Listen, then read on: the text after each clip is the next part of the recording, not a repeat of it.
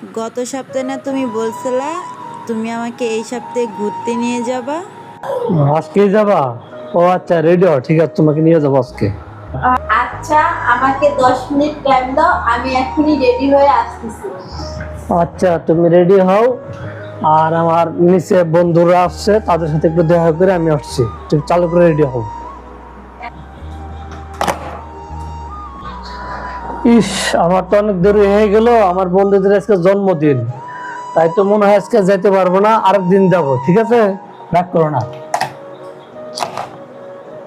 জানো, আজ আমি অনেক খুশি। আজ তুমি আমাকে যা বলবে আমি তোমাকে তাই বানিয়ে খাওয়াবো। তাহলে আজকে আমার খেজুরের উপর দিয়ে ক্ষীর রান্না করে খাওয়া, আমার ক্ষীর খেতে মন চাইছে, সাথে একটু নারকেলের পুরা দিও। আচ্ছা, তুমি বসো, আমি 10 মিনিটে আসছি।